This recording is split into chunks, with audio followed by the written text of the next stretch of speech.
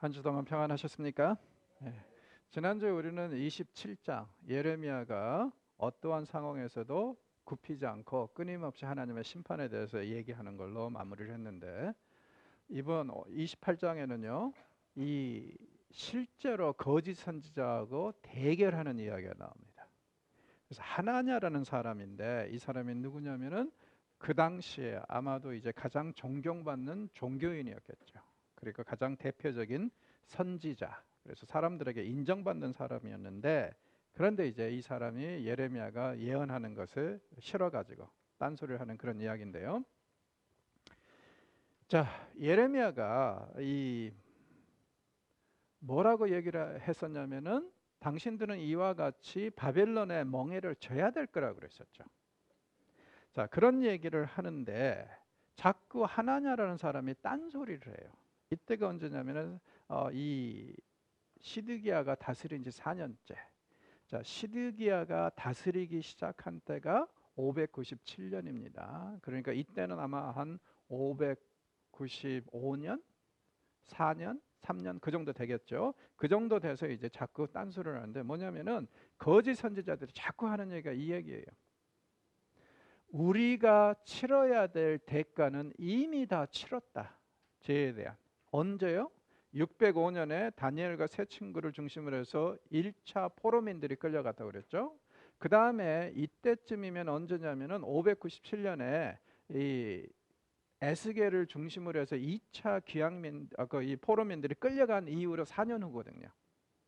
자, 그러니까 이 두 포로로 끌려간 그 이야기를 통해서 거짓 선지자들은 자꾸 하는 얘기가, 우리가 치러야 할 대가는 다 치렀다는 거예요. 그런데 지금부터는 좋은 날만 있을 것이라 그럽니다. 심지어 이 사람들은 뭐라고 그러냐면은 2년 내에 바벨론으로 끌려갔던 모든 사람들이 돌아올 것이라 그래요. 자, 그렇게 이제 거짓 예언을 해서 사람들을 현혹시킵니다. 그런 상황에서 이제 하나님의 말씀이 예레미야에게 임하는 것인데, 자, 여러분 참 답답하기도 하지만 신기하죠. 예레미야는 지금 하나님의 말씀이라 하면서 끌려갈 것이라고 계속 얘기를 하는데, 나머지 선지자들은 뭐라 그래요? 돌아올 것이라고 그래요. 2년 안에. 그러니까 그 사람들도 분명히 여호와의 이름으로 예언을 하고 있거든요. 참 이렇게 판이하게 다른 그런 이야기들이 하나님의 이름으로 계속 선포된다는 거. 그런데 우리 주변을 보면은 이게 별로 새로운 얘기는 아니죠. 우리도 보면은 끊임없이 어때요? 교회 안에서도 참 목자들하고 그 다음에 거짓 목자들의 대립된 메시지들이 계속 갈등을 빚고 있잖아요. 그런데 안타까운 건 뭐라고요? 예레미야 시대에도 그렇고 지금도 그렇고 거짓 목자들이, 거짓 예언자들이 더 대접을 받고 더 인정을 받는다. 왜요? 그들은 들어야 할 메시지보다는 듣고자 하는 메시지를 계속 전하고 있기 때문에, 사람들은 들어야 할 메시지보다는 듣고자 하는 메시지에 열광하기 때문에 이런 일이 벌어진다. 그렇게 얘기를 했습니다. 자, 예레미야가 이렇게 멍에를 쥐고 나와가지고 이렇게 해서 당신들은 바벨론의 멍에를 피할 수 없을 것이다. 그렇게 얘기를 했을 때 하나냐가 딱 나타나가지고 뭐라 그래요? 아니다. 우리는 분명히 2년 안에 자유롭게 될 것이다 했을 때 5절에 6절에 보면은 예레미야가 이 얘기를 듣고 뭐라 그래요? 아멘. 아멘이 뭐죠?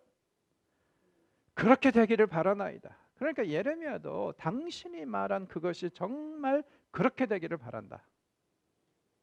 이게 진짜 당신이 그 하나냐가 외친 그 메시지, 이게 진짜였다면 얼마나 좋겠느냐 이거예요. 그래서 아멘 합니다. 자, 그러면서도 뭐라 그래요? 나도 당신이 정말 예언한 대로 그렇게 되기를 바라는데 내가 받은 메시지는 다르다는 거예요.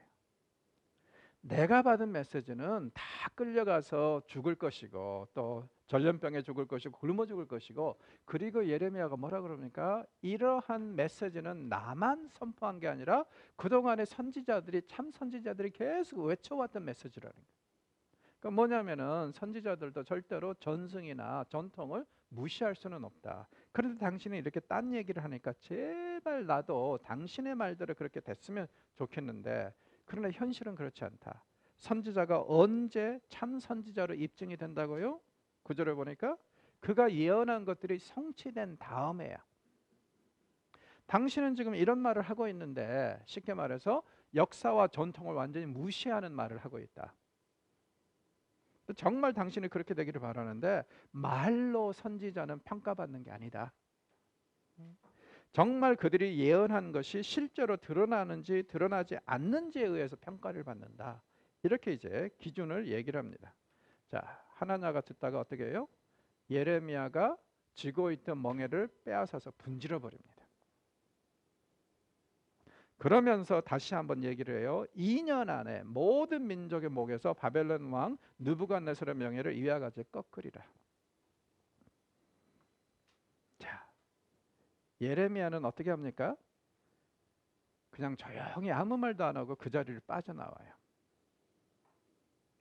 어떤 일이 벌어지는지 우리가 비유를 한번 얘기를 합시다. 이게 이제 언어 유희로 우리말은요. 우리말 번역이 참 재밌습니다.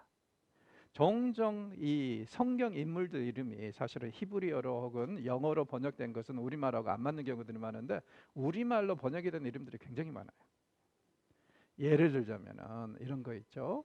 왜 사사 입다는 이름이 입다가 됐는가? 입을 닥치고 있어야 될 때 닥치지 못해서 사고 쳐서 입다입니다. 나만은 왜 이름이 나만입니까? 문둥병에서 나만 봐라, 나만 봐라, 그렇게 간절히 바라고 벼르던 사람이기 때문에 나만이에요. 자, 하나냐, 이 사람 지금 어떤 사람입니까? 예레미야 참 선지자에게 나타나가지고 멍에를 팍 분지르면서 이렇게 얘기를 하는 거예요. 야, 이스라엘의 선지자가 너 하나냐? 그래서 이름이 하나냐입니다. 그래서 이제 이런 이제 재밌는 얘기들이 이름들하고 많이 나오는데, 마리아도 그렇잖아요. 막달란 마리아. 이 사람이 거지 왕이라 그러잖아요. 무조건 달라고 하는 거니까. 그렇죠? 예. 자, 그래서 이스라엘의 선지자가 너 하나냐 하고 하나냐가 나타난 거예요. 그러면서 2년 안에 다 이게 끝날 거라고 너무 강경하고 확신을 가지고 얘기를 하니까 예레미야가 그냥 조용히 그 자리를 빠져나옵니다. 그 다음에 이제 한참 있다가 며칠이나 지났는지 모르겠어요. 드디어 하나님이 선지자에게 말씀을 하십니다. 하나냐가 거짓이라는 거. 재미있죠? 예레미야는 이런 경험을 한 번 더 해요. 나중에 이집트로 내려가냐 마냐 가지고 고민하는 사람들이 이미 마음속에는 사실은 이집트로 가기로 결정을 했어요. 그리고는 이제 예레미야에게 찾아와 가지고, 예레미야 당신이 선지자니까 우리가 하나님 이 이집트로 가는 것이 하나님의 뜻인지 아닌지를 밝혀달라고 그래요. 예레미야가 골방에 들어가서 계속 기도하는데 며칠 만에 응답을 받냐면은 열흘 만에 와요. 여기서도 지금 며칠이 걸렸을지 모릅니다. 그러나 일단은 하나냐가 이 망나니 짓을 하는 상황에서는 하나님의 음성이 들리지 않습니다. 그래서 집에 가서 며칠 후에 이 메시지를 가지고 다시 나오는 거예요. 여기서 우리가 한 가지 중요한 교훈을 얻어야 됩니다. 구약에 보면은 이렇게요. 참 선지자라고 할지라도 때로는 몇 날 며칠 동안 기도해봐야지 겨우 하나님의 음성을 듣습니다. 이 나단이라는 선지자도 있었죠. 다윗이 하루는 그 사람을 불러가지고 나 이래이래 해서 이제 하나님을 위해서 성전을 짓기를 원합니다. 그랬더니 나단이 축복을 해주면서 하나님이 기뻐하실 겁니다. 그러니 가십시오. 그렇게 얘기를 하죠. 그런데 그날 밤으로 다급하니까 하나님이 나단을 찾아오셔서 뭐라 그러죠? 너 오늘 낮에 한 말 다 가서 번복해. 내일 당장 찾아가서. 왜? 나는 다윗을 통해서 성전을 받지 않을 것이라는 거예요. 그의 아들 세대에 가서 성전을 받을 것이지 다윗은 성전을 짓지 못한다. 그래서 그 다음날 나단이 다윗에게 나타나가지고 그 전날 축복까지 해줬으면서 하나님의 말씀이라고 선포했으면서 했던 거 다 뒤집어야 되잖아요. 얼마나 쪽팔렸겠어요. 쉽게 말해서 아마 머리를 빡빡 긁으면서 그랬을 것 같아요. 다윗 왕이시여, 어제 제가 하나님의 이름으로 빌어줬던 축복 다 거두어드립니다. 어제 제가 하나님의 이름으로 이게 하나님의 뜻이라고 해보라고 했던 말도 다 번복합니다. 얼마나 자존심이 상했을까. 예레미야도 지금 왜 하나냐가 이렇게 얘기하는데 그 자리를 슬쩍 빠져나오냐면요, 너무나도 이 사람이 확신을 가지고 얘기를 하니까 순간적으로 혼선이 온 겁니다. 그래서 아무래도 이 부분에 대해서 2년까지 얘기를 하니까, 자 여러분 잘 보십시오. 우리 주변에 보면 이 이단들의 특징이 뭐죠? 자꾸 기간을 얘기를 해요. 또 시대를 얘기를 하고. 이걸 우리는 뭐라 그럽니까? 시한부 종말론이라고 그래요. 언제 예수님이 오신다. 한국에 엄청나게 이런 걸로 피해를 입혔던 존재들이 있었죠. 1992년도에 다미선교회라고 아주 정신 나간 인간들이 모아가지고 뭐라고 얘기를 했었어요? 10월 며칠 날 예수님 오신다고 그랬잖아요. 저는 그때 시카고에 있었어요. 시카고에서도 난리가 났습니다.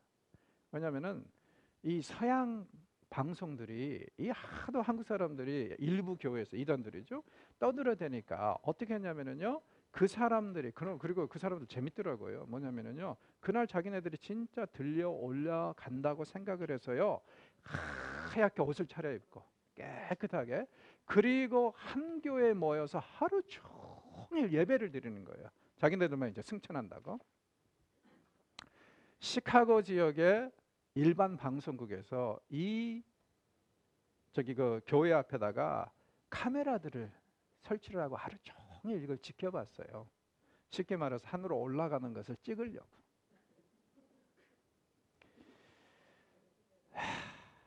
변비가 있어서 그런지 못 올라갑니다. 자, 그 사람도 어떻게 됐어요? 결국에는 각자 조용히 뿔뿔이 흩어지고 조용히 했는데, 제일 안타까웠던 게 그런 것 같아요. 누가 이런 데 주로 빠집니까? 삶이 너무 힘든 사람들이에요. 이혼을 하거나 뭐 아이들하고 문제가 있거나 뭐 직장이 잘 안 풀리거나 먹고 살기가 너무 힘들거나 이런 사람들이 이 대안을 찾으면서 이게 이제 소망이 된 거죠. 그래서 저는 이런 이단들의 아주 야비한 게 바로 그거라고 생각해요. 가장 어떻게 보면 이 사회에서 연약하고 힘없는 자들을 착취하고 농간을 한다는 거예요. 버틸 데가 없어서. 그래서 다들 각자 흩어지는 그런 걸 봤는데요. 이단들의 특징이 뭡니까? 꼭 날짜를 정해요. 여호와의 증인도 몇 번 날짜를 바꿨어요. 예수님 오시는 날짜들은 뭐 그런 식으로. 그래서 이런 것들을 보면은 별로 새로운 게 아닌 게 뭐냐면, 여기 보십시오. 하나냐가 2년이라고 시한부 종말론으로 내놓잖아요. 2년 안에 돌아온다잖아요. 새로운 거 아닙니다. 날짜 가지고 장난치는 사람들은 거의 100% 이단이라고 보시면 돼요. 왜요? 보십시오. 성경에 보면은 예수님도 자기가 언제 다시 오실지 모른다고 그랬어요. 근데 이 사람들은 예수님보다 더 많이 알아. 그래서 예수님이 모르는 걸 안다고 주장하는 거야. 그게 시한부 종말론 아닙니까? 이게 잘못된 거죠. 그래서 이 사람이 이렇게 얘기를 했는데 골방에 들어가서 암만 기도해봐도 아니거든요. 며칠 지났는지 모르겠어요. 그러니 여러분 제발 기억하십시오. 우리 주변에 쉽게 말해서 하나님의 직통 계시를 받는다는 사람들 100% 짝퉁입니다. 왜요? 구약에서 분명히 예언자들도 참 예언자들도 이렇게 예언이 귀하고, 때로는 참 예언자들도 열흘 동안이나 겨우 기도해봐야지 하나님이 한마디 들려주시는데, 도대체 이 사람들은 뭐길래 하나님이 하루 24시간 직통 계시를 주신다는 겁니까? 말이 안 되는 소리죠. 게다가 그 사람들이 받았다는 계시를 들어보면 뭐예요? 이건 계시도 아니야. 예언은 함부로 하는 게 아닙니다. 구약에서는 예언자들이 죽을 각오를 하고 예언을 했어요. 왜요? 예언이 한 것이 거짓으로 드러나면 어떻게 하라고요? 돌로 쳐 죽이라고 그랬잖아요. 그러니까 죽을 각오를 하는 것이 예언이고, 우리가 생각한 만큼 그렇게 흔한 게 아닙니다. 그러니까 뭐 하루 24시간 직통계시 받는다고, 그리고 이건 뭐 들어보면 이게 예언인지 말인지 방구인지 구분이 안 될 정도로 그냥 별로 평이한 말 하면서 그 예언이라고 하는 사람들은요, 믿지 마세요. 다 거짓입니다. 자, 예레미야가 하나님의 음성을 듣고 확신을 얻었어요. 하나냐가 거짓말을 하는 거다. 그래서 딱 나타나서 하나냐, 너 이리 나와. 그래, 이스라엘의 선지자는 나 하나다. 이렇게 외쳤겠죠. 그리고 이제 심판을 선언합니다. 네가 이렇게 백성들을 잘못 인도했기 때문에 어떻게 한다고요? 너는 올해 안에 죽는다. 그리고 실제로 하나냐는 어떻게 됩니까? 이 말씀이 선포된 2달 안에 죽어요. 그리고 너의 아내와 자식들은 다 포로로 끌려가고 죽을 거라고 그래요. 그러니까 함부로 하나님의 이름을 빙자해서 엉뚱한 소리 해대면은 이렇게 무시무시한 벌이 임할 수도 있습니다. 정신 똑바로 차려야 돼요. 그래서 이렇게 심판을 선언하는데 하나님 입장에서는 뭐 어떻게 할 수가 없겠죠. 자기가 사실은 하나님께 받은 것도 아닌데 하나님께 받았다고 거짓말을 해야 됐으니까. 그래서 결국에는 17절에 보니까 선지자 하나냐가 그해 7째 달에 죽었더라. 그렇게 이제 기록이 되어 있습니다. 안타까운 일이죠. 하나님의 이름으로 이 거짓말을 빙자하는 것은 옳지 않습니다. 자, 29장에 가면은 앞에서 이제 예레미야는 25장에서 분명히 얘기를 했었죠. 70년의 포로 생활이 먼저 임해야만이 당신들이 돌아올 수 있을 것이다. 그렇게 얘기를 했어요. 하나님은 2년이라고 그랬죠. 근데 예레미야가 맞아요. 자, 그래서 이제 예레미야가 29장에서는요. 바벨론에 있는 포로민들에게 끌려간 사람들에게 기양민들에게 끌려간 사람들에게 편지를 씁니다. 왜 편지를 써야 하냐면은 내용을 보면 그래요. 그 예루살렘에 있는 거짓 선지자들도 그렇지만은 바벨론으로 끌려간 사람들 중에도 거짓 선지자들이 있을 거 아니에요. 이 사람들이 자꾸 교통하면서 곧바로 돌아온다고 그러는 거예요. 자, 문제는 뭡니까? 여러분이 예를 들어서 바벨론으로 끌려갔는데 자꾸 선지자들이요 1, 2년이면 돌아가니까 짐 풀지 말라고 그래요. 그러면은 그 사회에 정착하기도 뭐하잖아. 1, 2년 후에 가기는. 그래서 지금 쉽게 말해서 이런 데 현혹된 사람들이요 지금 완전히 말 그대로 이러지도 못하고 저러지도 못하는 거예요. 짐을 풀자니 곧 싸야 될 것 같고 짐을 안 풀자니 사실은 여기서 좀 살기가 힘들고 이런 상황에서 예레미야가 편지를 써서 보내는 이유는 뭐냐면 그런데 현혹되지 말고 제발 70년 동안은 못 돌아오니까 그 땅에 정착하고 살아라는 거죠. 자, 그리고 이제 편지를 보내는데 그 당시에 바벨론에서 예루살렘까지요 편지가 오가려면은 한 번 가는 데만 한 3개월 걸려요. 거리가 그래요. 자, 그래서 이제 빨리 가면 한 달 반 걸리지만은 지금 슬슬 가는 사절단이라면 한 3개월 걸릴 겁니다. 예레미야가 왕의 여호야김의 명령을 받고 바벨론에 뭘 전달하러 가는 사람들에게 슬쩍 꼽아준 거예요. 가서 좀 전해 주십시오. 자, 이 사람들이 그대로 왕 몰래 여호야김이 알면은 절대로 이거 못 시드기야가 알면은 절대 못 가져가게 하겠죠. 자, 그런데 이제 시드기야 몰래 이렇게 가져가 주는 걸 보면은 이 대신들이 아마도 이 예레미야에게 상당히 좀 우호적이었던 것 같습니다. 그래서 이제 편지를 보내요. 내용은 어떻습니까? 간단한 거예요. 뭐냐면은 거기서 제발 당장 돌아온다는 생각하지 말고 뿌리를 내리고 살아라는 거예요. 그리고 지금 자기가 전하는 말씀은 분명히 하나님이 주신 말씀, 여호와께서 주신 말씀이라고 하면서 이것은 예언이라고 분명히 말합니다. 하나님의 권면이고요. 자, 그래서 이제 뭐라 그러냐면은 5절에서 7절을 보면은요. 이 바벨론으로 끌려간 예루살렘 사람들, 유다 사람들에게 3가지를 선지자는 당부합니다. 첫째, 바벨론을 생활 터전으로 삼아라. 무슨 뜻이에요?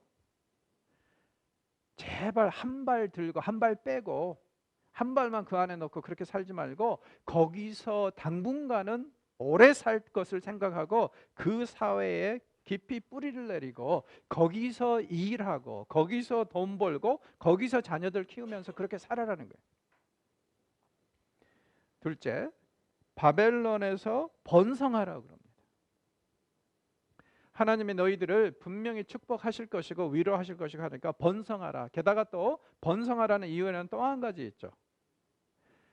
예레미야도 그렇지만 에스겔도 하는 얘기가 뭐였냐면요. 605년에 597년에 바벨론으로 끌려간 사람들은 하나님의 벌을 받아서 끌려갔다기보다는 무엇을 위해서?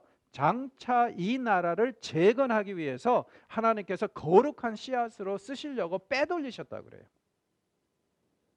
자, 그래서 이제 이 사람들이 제 역할을 하려면 어떻게 해요? 바벨론에서 번성해야죠. 자녀들도 많이 낳고 더 나아가서 어때요? 재정적으로도 좀 잘 살아야죠. 그래야지 나중에 돌아올 수 있고 또 자기네들이 못 돌아오더라도 조국의 재건에 좀 이바지할 거 아닙니까? 그래서 여기 보니까 제발 바벨론에서 번성하라. 그리고 실제로 역사를 보면은요, 학자들은 어떻게 추정을 하냐면은 고레스가 종교의 자유를 선포해 가지고 3번 귀향민들이 돌아왔다 그랬잖아요. 그 귀향민들을 다 더해봤자 바벨론에 정착하고 사는 유태인들의 30%밖에 안 된다고 그럽니다. 70%는 돌아오지 않은 거예요. 30%만 돌아왔고 30%를 보면은 어떤 사람들이 돌아왔냐면은 그 제사장들이 대부분이고요. 그 외에 종교적인 이유에서 돌아왔어요.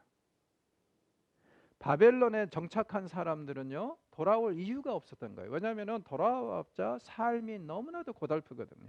힘들어요. 바벨론은 부국이기 때문에 거기서 뭘 해도 살만한데 예루살렘으로 돌아오면 너무 힘들어요. 그래서 70%는 돌아오지 않습니다.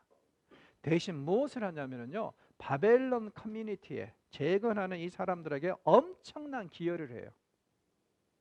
그래서 재정적으로 계속 헌금해 가지고 보내고 하면서 이 예루살렘에 귀향민들이 잘 정착해서 나라가 재건이 될 수 있도록 그 이 거름 역할을 한 사람들이 바벨론으로 끌려간 사람들이거든요.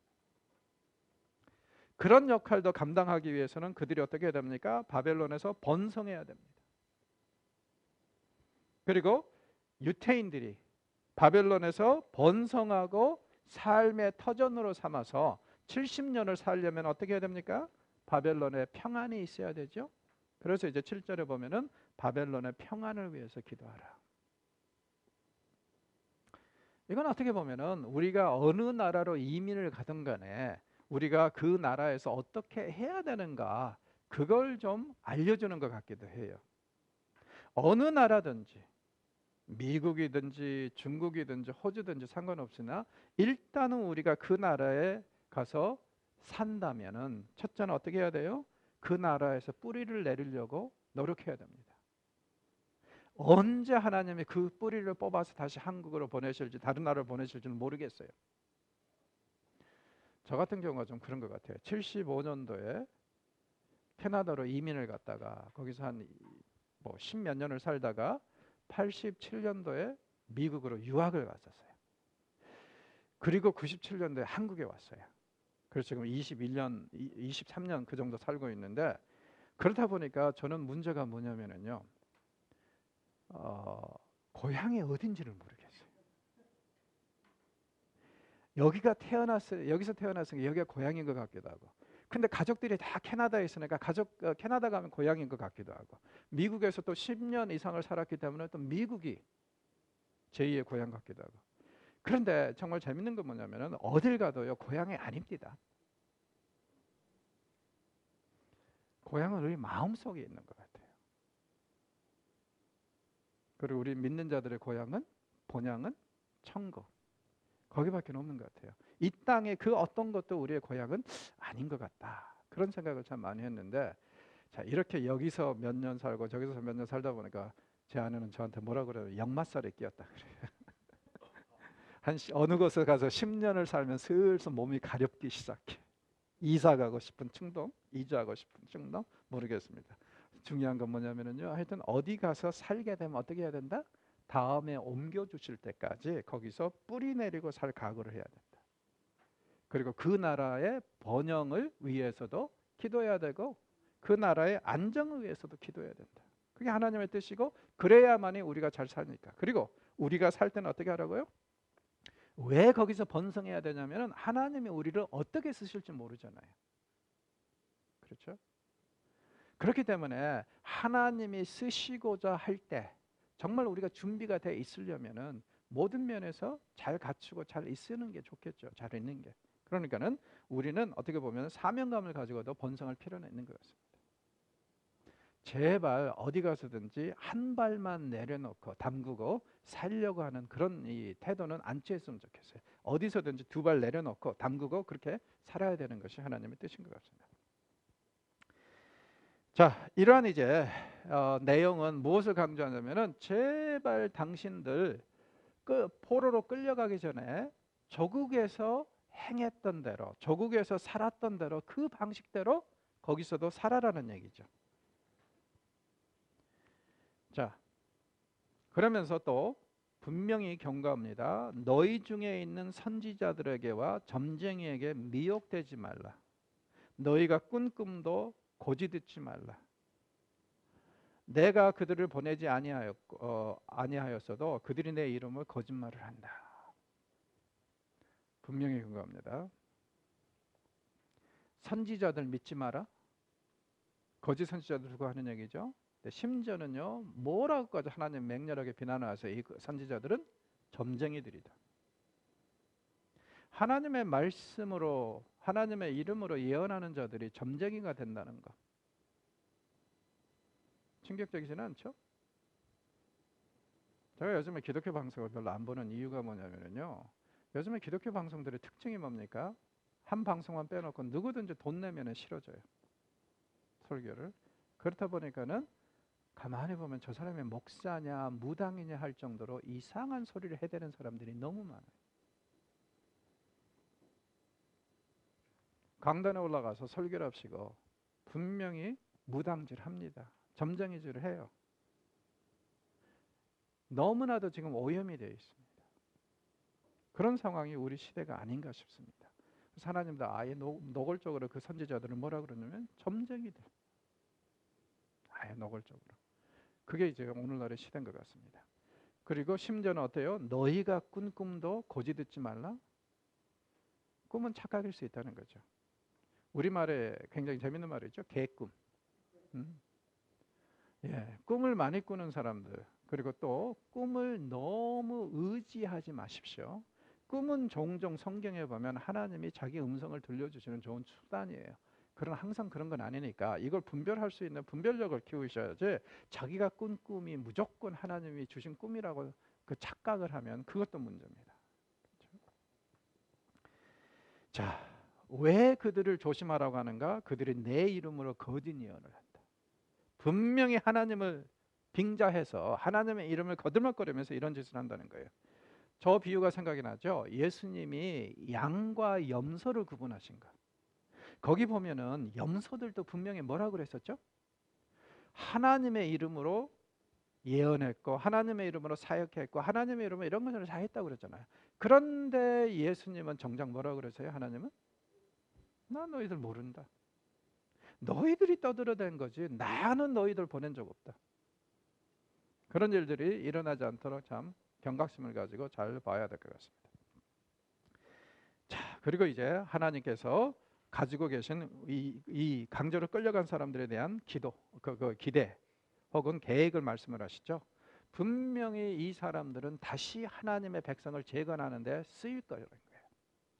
그리고 에스겔의 선지자도 그렇지만 여기서도 이제 암시하는 게 뭐냐면은 이 사람들은 하나님이 벌을 주려고 바벨론으로 내보냈다기보다는 거룩한 씨앗으로 써서 재건을 하려고 잠시 환난을 피하게 하신 것으로. 그래서 12절에 보면은 너희가 내게 부르짖으며 내게 와서 기도하면 내가 너희들의 기도를 들을 것이다. 586년에는 이게 완전히 단절이 돼버리잖아요. 너희가 온 마음으로 나를 구하면 나를 찾을 것이요 나를 만나리라. 그날이 되면, 회복될 때가 되면 너희들이 찾으면 내가 찾아질 것이라는 거예요. 그래서 부르짖으라, 오라, 기도하라, 온 마음으로 찾으라 하면서 네 가지로 권면을 합니다. 그러면은 내가 너희들을 분명히 만나줄 것이다. 그럼 만나고 나면, 하나님을 그들이 만나고 나면 어떤 일이 벌어져요? 14절에 보니까 다시 돌아오리라. 무슨 뜻입니까? 이스라엘이, 유다가 다시 회복될 거라는 거예요. 누구를 통해서? 쉽게 말해서 이민자들이 하나님을 만나고 찾는 순간에. 그렇게 말씀하고 있습니다. 그리고 이제 나머지 부분은 다시 예루살렘에 임할 심판에 대해서 선언을 하시죠. 그래서 예루살렘에 남아있는 자들, 이 사람들이 얼마나 혹독한 재앙을 당할 것인가. 자, 그러니까 앞에서 예레미야에게 두 광주리를 보여주셨잖아요. 무화과 광주리를. 그래서 한 무화과 광주리는 싱싱하고 먹음직해요. 한 무화과 광주리는 어떻습니까? 너무 익고 썩어가지고 먹을 수가 없어서 버려야 돼요. 자, 분명히 거기서도 뭐라고 그랬었죠? 이 싱싱한 무화과 광주리가 누구라고요? 이미 끌려간 사람들. 그리고 도저히 먹을 수 없을 정도로 익어버리고 물러지고 썩은 게 누구라고요? 예루살렘에 남아있는 자들. 자, 이 29장에서 다시 한번 그 사실을 강조하시죠. 바벨론으로 끌려간 사람은 하나님이 다시 이 나라를 재건하기 위해서 쓰시는 거룩한 씨앗. 반면에 끌려가지 못한 사람들은 어떤 사람들이에요? 586년에 벌을 받아 죽을 사람들. 그 사람들이야말로 바로 그 썩은 무화과라는 거죠. 자, 백성들도 책임을 못 면하지만 더욱더 이제 거짓 선지자들은 더 벌을 받아야 되겠죠. 왜? 백성들을 잘못 현혹했으니까. 그러니 그들도 분명히 똑같은 운명을 맞는다는 것이 이 섹션의 가르침입니다. 자, 이렇게 이제 편지를 보내고 그렇게 살아라고 그랬더니 바벨론에서 스마야라는 사람이 편지를 씁니다. 이 사람 누구냐면은 바벨론에서 활동하는 거짓 선지자예요. 그러니까 예루살렘에서 끌려간 사람들이 거기서도 공동체를 만들고 신앙생활을 하지 않았겠습니까? 그런데 그 안에서 또 거짓 선지자가 나온 거예요. 이 사람들은 예루살렘에 있는 선지자들하고 내통하면서도 딴짓을 하는 거죠. 스마야의 편지 내용은 이렇습니다. 누구에게 편지를 하냐면은 예루살렘에 있는 제사장들에게 편지를 하면서 막 나무래요. 어떻게 나무려냐면은 거짓 선지자, 나라가 망하고 그 다음에 바벨론에서 이렇게 오래 살 것이라고 하는 그 거짓 선지자 예레미야를 왜 너네들이 가만히 두냐 이거예요. 이건 쉽게 말해서 뭐라고요? 요즘 말로 하면은 제사장들이 예루살렘에 남아있는 제사장들이 해야 될 일인데 안 하고 있어. 그래서 직무유기라는 거죠. 이런 사람들은 잡아서 죽이고 벌을 해야 되는데 어찌하여 예레미야 같은 거짓 선지자가 우리에게 편지를 해서 이렇게 또 사람들을 현혹해 하느냐. 참 웃기죠. 거짓 선지자가 참 선지자 보고 거짓이래. 그렇게 편지를 해요. 하나님 뭐라 그러십니까? 그 스마야를 가만히 두지 않겠다 그랬어요. 그러니까 이 이야기가 뭘 강조하냐면요. 여러분 우리 주변을 보면은 소위 말해서 긍정의 힘이 너무 많은 것 같아요. 긍정의 힘, 긍정의 능력은 언제 가능하냐면은 하나님의 말씀과 계시에 근거할 때 가능한 것이고 의미 있는 것이지 제발 막무가내로 믿습니다 하면서 그것이 마치 뭐 어떤 기적을 일으킬 처럼 착각하지 맙시다. 믿음이라는 것은 그런 게 아니죠. 종종 사람들이 착각하는 것 같아요. 내가 진짜 올바른 믿음이 있으면은 여기서 나는 안 떨어진다. 왜? 주님이 이 잡아주시니까. 그러면서 앉으면은 안 떨어진다 그래요. 진짜 그래요? 그건 믿음이 아닙니다, 여러분. 그것은 착각입니다. 믿음에서 가장 중요한 건 뭡니까? 내 생각이 내가 스스로 내 자신을 세뇌시키는 게 아니라 그게 믿음이 아니라 믿음에서 가장 중요한 것은 누구를 믿느냐예요. 우리의 믿음의 목적어입니다. 그래서 신약에서도 이제 우리가 믿음을 얘기할 때 가장 중요한 말을 뭐라 그러냐면 엔 크리스토 히브리 헬라어로요. 그리스도 안에. 그러니까 내가 무엇을 믿느냐가 중요한 게 아니라 누구를 믿느냐가 중요한 겁니다. 그리고 나의 믿음이 누구 안에 있는 믿음인가? 그게 중요한 것이지 내가 스스로를 세뇌시켜 가지고 나는 안 죽는다, 나는 안 죽는다 해서 안 죽는 거 아니에요. 죽어요. 그리스도가 내 안에서 하시는 일, 그걸 믿는 거, 그게 믿음이죠. 자, 드디어 이제 30장에서 우리는 굉장히 중요한 이제 대단원을 시작합니다. 30에서 33장을 위로의 책이라고 하기도 하고 위안의 책이라고 하기도 하는데 왜 그러냐면요. 30에서 33장 이 세 장에 거쳐서 예레미야서 안에서 가장 확실한 소망과 회복과 긍정적인 얘기들이 나오고, 더 나아가서 여기서 드디어 등장하는 게 새 언약이란 말씀입니다. 이게 왜 이제 중요하냐면요, 사실 예레미야서가 지금까지 힘들었던 게 왜 힘들었어요? 그쵸, 심판만 얘기했잖아요. 게다가 예레미야서가 왜 또 힘드냐면요, 내용이 우라질나게 길어요. 분량이. 이사야가 66장으로 되어 있죠. 예레미야서가 52장으로 되어 있죠. 근데 히브리어 단어 수의 사용 용도를 보면은요, 예레미야서가 한 30%가 더 깁니다. 그러니까 많은 양을 커버해야 되니까 더 어렵기도 하고 그러는데, 그 위에 더 어려웠던 것은 뭐냐면은 그쵸, 망한다는 얘기밖에 안 하잖아요. 심판받아서. 그러니까 얼마나 이게 힘들어요. 왜냐면은 우리는 거의 잘 된다는 소리를 좋아하지 않습니까? 근데 계속 잘못될 것이라고 얘기하니까 힘들었는데, 드디어 이제 30에서 33장에 가면은요, 정말 말 그대로 회복에 대한 엑기스가 나옵니다. 예레미야서에서 가장 중요한 부분이기도 하고, 소망에 대한 확신이기도 하고, 또 여기 이 말씀을 바탕으로 해서 신약이 나오는 거고. 왜? 새 언약이란 말이 한문으로는 뭐예요? 신약. 그렇죠? 그래서 우리는 이제 옛 언약, 구약, 그리고 새 언약, 신약 해가지고 성경을 둘로 나누는 그 근거가 되기도 하고 그러는데요. 이게 그래요. 그래서 이제 저는 이 섹션을 뭐라고 표현하냐면은, 예레미야 전체를 보면은요, 메시지가 심판, 심판, 심판, 이게 이제 중심이잖아요. 그래서 마치 우리가 절망의 화단을 보는 것 같아요. 화단이 있는데 거기에 그저 절망의 꽃만 피어 있는 것 같아요. 그런데 한 중앙에 30에서 33장에는요, 소망의 회복의 꽃이 활짝 피어 있어요. 그래서 이제 이 섹션을 얘기할 때 그런 식으로 얘기를 하죠. 절망의 화단, 소망의 꽃.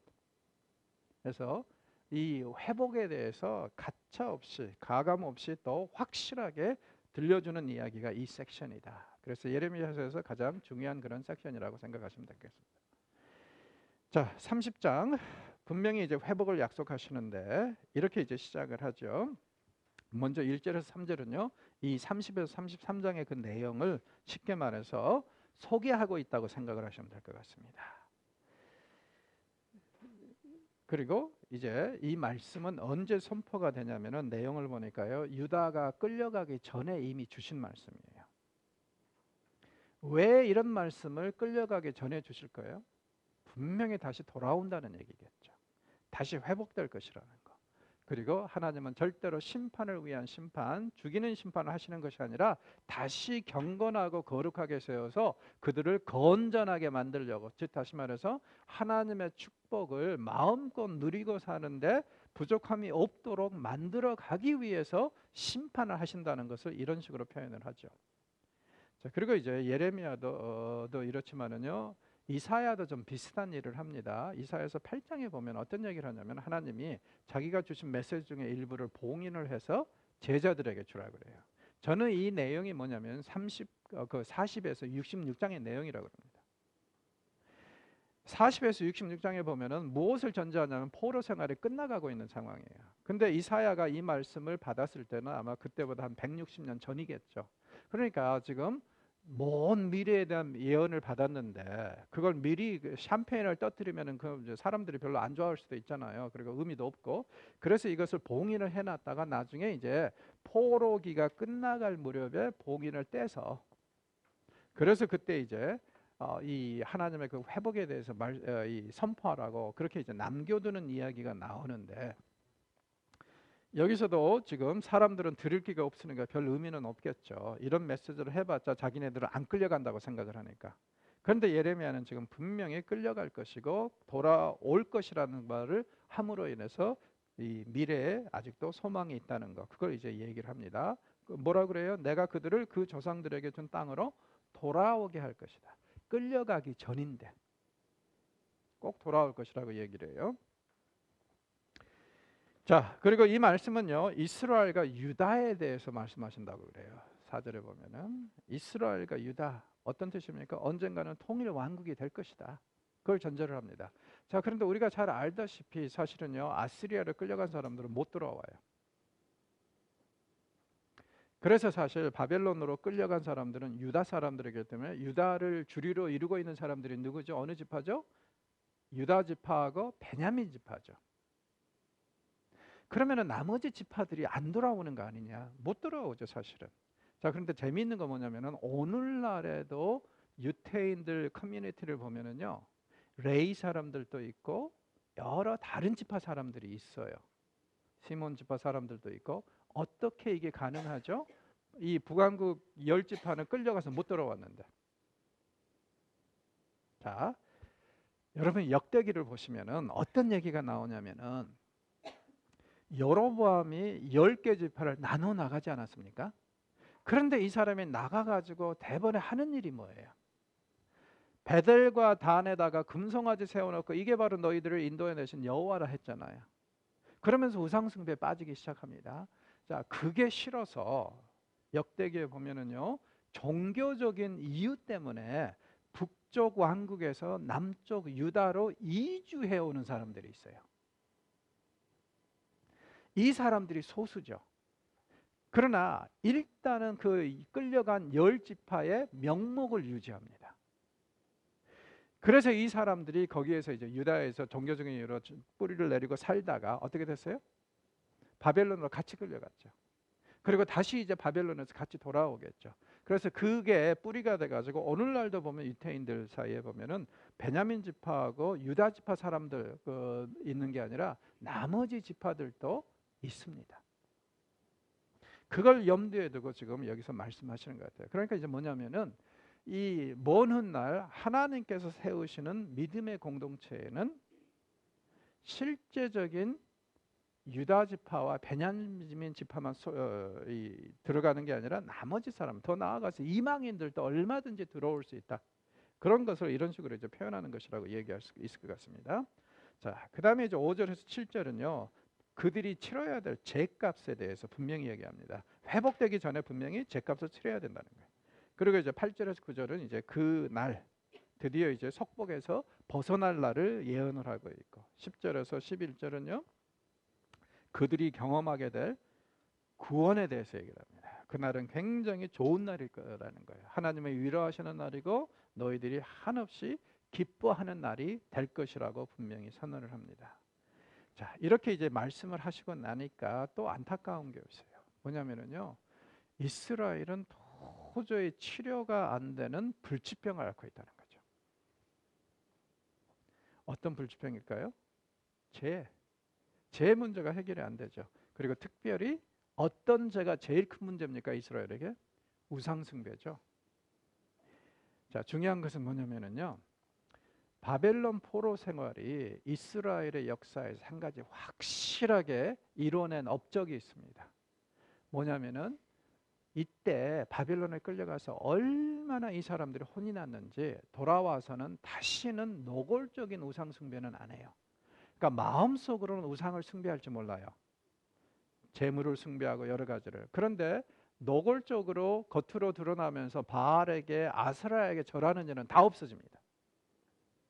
첫째는 바벨론에서 너무나도 혹독하게 우상 숭배의 대가에 대해서 치렀고, 둘째는 아마도 그런 이유가 있는 것 같습니다. 뭐냐면요, 돌아온 사람들이 누구냐 이거예요. 종교적인 이유로 돌아왔죠. 바벨론에서 잘 살 수 있는데, 그래서 이 사람들은 돌아와서 자손 대대로 살면서 다시는 우상 숭배 안 하겠죠. 왜냐하면 철저하게 자손들을 하나님만 섬기도록 그렇게 단속을 했으니까. 그래서 이제 바벨론 포로 생활을 이런 관점에서 보면은 정말 좋았던 게 뭐냐면은 이스라엘의 우상 숭배 문제를 완전히 해결했다. 그렇게 생각하시면 될 것 같습니다. 자, 그 이전에 여기서 이제 그렇게 말씀하시는 거예요. 내 상처는 고칠 수 없고 내 부상은 중하다. 자, 병든 사람의 모습. 선지자들은 끊임없이 죄를 어떻게 본다고요? 치료가 필요한 질병. 그렇죠? 하나님께서 다 고쳐주시겠다고 합니다. 즉 다시 말해서 그 병에 걸린 사람은 자기 스스로를 건강하게 할 수가 없지 않습니까? 외부에서 처방이 들어와야 되고 외부에서 누군가가 도와줘야 되지 않습니까? 자, 그래서 이제 여기서도 하나님이 하시는 말씀, 너의 죄 문제는 절대로 너 스스로 해결할 수 없으니까 어떻게 한다? 내가 너를 고쳐주고 치료하리라. 그러므로 17절 마지막 부분에 내가 너의 상처로부터 새살이 돋아나게 하고 너를 고쳐주리라, 치료하리라. 그러니까 인간의 죄 문제는 스스로 해결할 수 없고, 그래서 하나님이 직접 치료를 해주셔야만 해. 자, 어떻게 치료합니까? 여기서는 안 나와 있지만은 이사야서 안에 보면은 어떻게 하나님이 인간의 죄를 치료하신다고 나오냐면은 대속의 개념으로요. 누군가가 죄인인 죽어야 할 우리의 자리를 차지함으로 인해서 우리가 그의 피로 나음을 입고 그의 사역으로 치유를 받는 이야기. 자, 그래서 53장에 보면은 바로 메시아에 대해서 가장 강력한 예언을 주시면서 뭐라 그래요? 그가 얻어맞음으로, 그가 매맞음으로 우리가 나음을 입었고 치료를 받았다는 말씀. 이게 바로 뭐죠? 십자가 사건이죠. 그렇죠? 그래서 예수님이 우리를 대신해서 죽으신 일로 인해서 우리가 회복될 것을 그렇게 이제 선지자들은 말씀을 하고 있습니다. 자, 이렇게 이제 주의 백성은 분명히 치료하고 위로하실 텐데 중요한 것은 또 뭐예요? 이게 모든 사람들에게 적용되는 건 아니라는 거예요. 분명히 심판을 받아서 죽을 사람들이 있다는 겁니다. 그러니까 선지자들이 끊임없이 하는 얘기가 이겁니다. 그날이 되면 하나님이 쉽게 말해서 이런 말 들어보셨죠? 남은 자. 이게 뭐냐면 하나님이 자기의 거룩한 씨앗으로 쓰시고 자기 백성을 재건할 이 그루터기인데, 이 남은 자 공동체에 대해서 말씀을 하시면서 뭐라 그러냐면은 이 남은 자는 좁아지기도 하고 넓어지기도 한다 그래요. 어떤 면에서 좁아지냐면은 옛날에는 아브라함의 자손들은 무조건 남은 자가 될 수 있었어요. 주의 백성이 될 수 있었어요. 그런데 이제 그때가 되면은 죄를 짓고 하나님을 경외하지 않는 사람들은 이 공동체에서 제외가 될 거라고 그래요. 그래서 이제 아브라함의 자손이라 해도 하나님을 경외하지 않으면 좁아집니다. 그렇죠? 반면에 또 넓어지는 면모가 있어요. 어떤 면에서 넓어지냐면은 옛날에는 아브라함의 후손들만 들어갔어요. 주의 백성에. 그런데 이제 하나님이 새로이 재건할 공동체에는 누가 들어올 수 있냐면은 아브라함의 후손이 아니어도 주를 경외하면 들어옵니다. 그래서 심지어 이사야는 65, 66장에 가면 뭐라고까지 얘기를 하냐면은 하나님이 그때가 되면은 이방인들 중에서 제사장들을 세우실 거라고 해요. 이건 사실은 상상을 초월하는 얘기죠. 그래서 사실은 이게 현실로 드러나지 않았습니까? 그리스도의 사역을 인해서 이방인인 우리가 쉽게 말해서 제사장의 자리까지 올라가는 그런 영광을 누리게 됐는데, 자, 이 말씀은 무엇을 얘기합니까? 그 전자를 얘기해요. 좁아진다. 어떤 면에서 아브라함의 후손이라 할지라도 어때요? 악인들은 다 멸망할 것이다. 그것을 이제 분명히 강력하게 선언을 하고 있습니다. 자, 31장에서는 이제 새 언약에 대한 얘기가 나오는데 이 새 언약 하면은 신약하고 제일 밀접한 관계가 있고 또 이 우리하고도 굉장히 깊은 연관성이 있다고 그랬죠. 간단하게 이제 보도록 하겠습니다. 이 31장 1절에서 2절을 보면은요. 하나님께서 이 과거와 상관없이 다시 주의 백성하고 언약을 세우실 것을 선언을 하십니다. 그리고 이 언약은 마치 옛날에 광야에서 출애굽 이후에 이스라엘하고 세우신 것과 같을 거라고 얘기를 해요. 그러니까 즉 다시 말해서 이스라엘이 주의 백성이 새로이 창조되는 혹은 재창조되는 그런 이야기를 얘기를 하고 있고요. 그래서 3절에서 6절은 이스라엘을 회복시키시는데 뭐라고 얘기하냐면 처녀 이스라엘이라고 그럽니다. 여기서 어떻게 보면 순결성하고 상관없이 하여튼 하나님의 애틋한 그 마음을 표현하고 있다고 생각하시면 돼요. 그리고 이 처녀 이스라엘은 하나님의 이 구원과 새로운 언약 체계를 이 경험하게 되면은 무지하게 기뻐해서 이 소고를 들고 아주 그냥 춤을 추고 난리를 칠 거라 그래요. 자, 이 말씀의 핵심은 이겁니다. 하나님이 새 언약을 맺으시는 날, 그 수혜자들은 엄청나게 기뻐할 것이다. 자, 우리는 어떻습니까? 그리스도께를 통해서 구원을 입었을 때 처음에는 무지하게 기뻤죠. 예. 그때는 마치 그냥 구름 위를 걸어다니는 듯한 느낌이었었죠. 너무 좋았죠. 자, 신앙의 연륜이 많이 쌓였습니다. 예수를 믿은 지 20년, 30년, 40년, 50년이 됐습니다. 지금은 어떠세요? 그 처음 예수 믿었을 때 그 감격 아직도 있으시죠? 그렇게 살아야 되는데 대부분의 경우에 보면은요, 세월이 지나면서 그 하나님의 그 복음에 대해서 그 감동과 감격이 좀 줄어드는 게 대부분인 경우 같아요. 안타깝습니다. 주님은 우리에게 우리의 구원을 이루시면서 진짜 우리가 행복하고 기쁘기를 바라셨잖아요. 그래서 우리가 정말 아직도 복음 안에서 잘 살고 있는가, 복음에 정말 감사하고 살고 있는가, 하나의 뭐 지표는 이렇게 얘기할 수 있을 것 같아요. 내가 정말 복음이 얼마나 감동한가, 아직도 감사하고 아직도 흥분한가, 이걸 좀 이렇게 생각해 볼 필요가 있을 것 같은데, 여기서 이제 강조하는 건 그거예요. 하나님이 다시 회복하시는 날, 다시 관계를 설정하시는 날, 정말 상상을 초월하는 그런 기쁨이 임할 것이다. 그래서 우리도 좀 많이 기뻐했으면 좋겠습니다.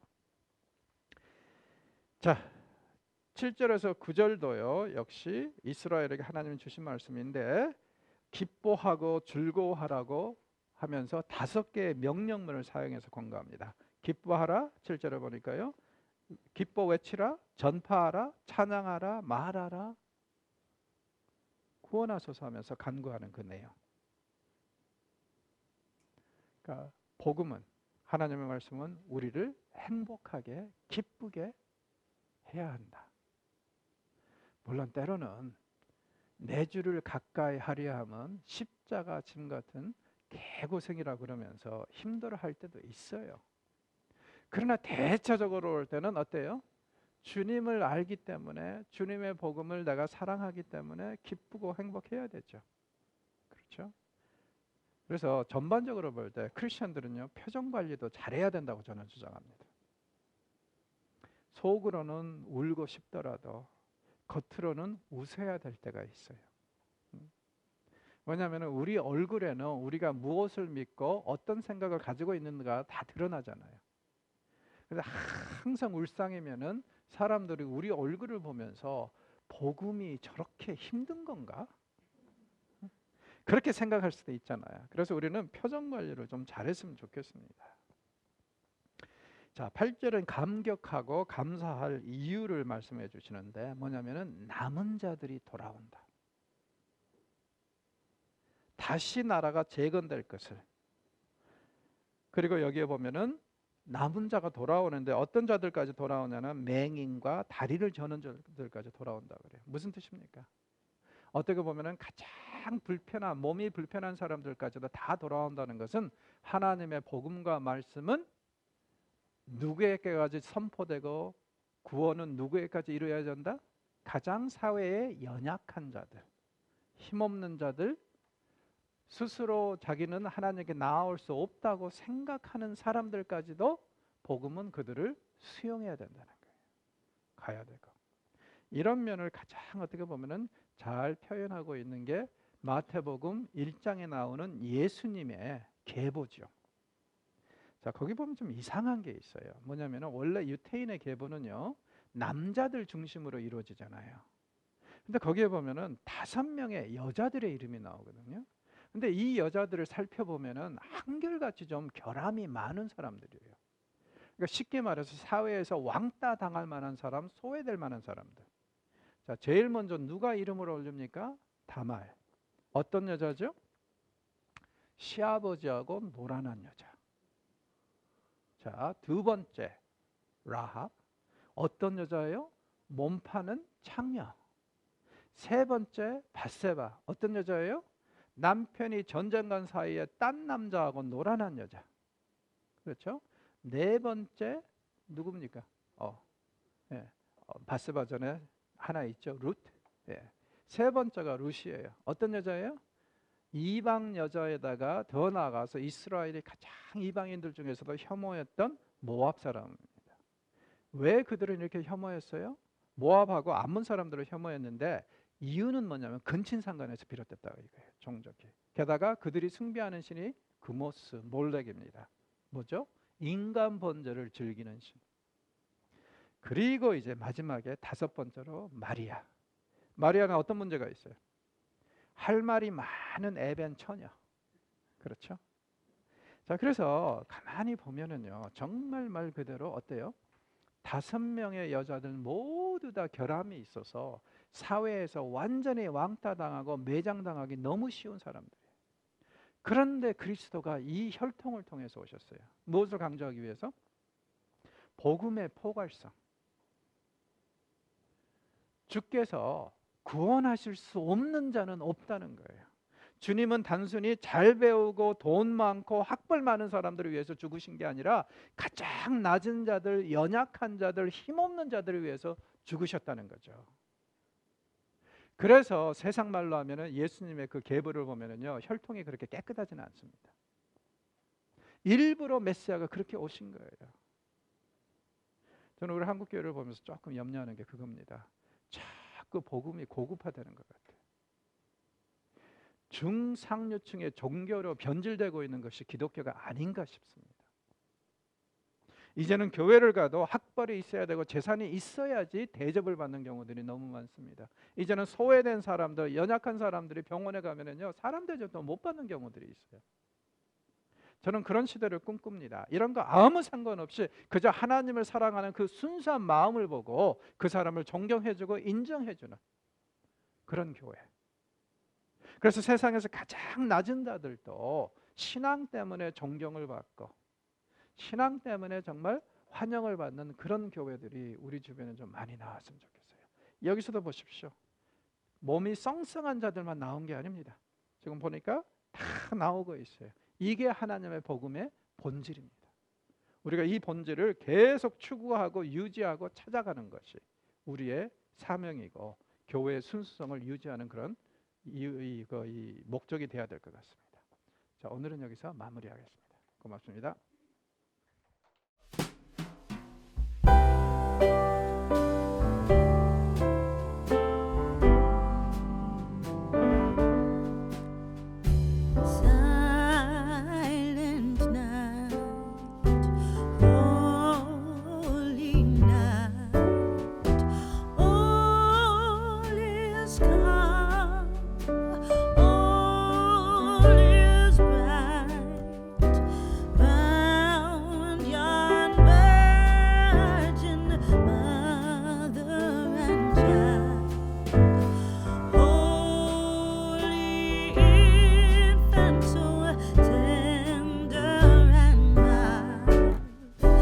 Stay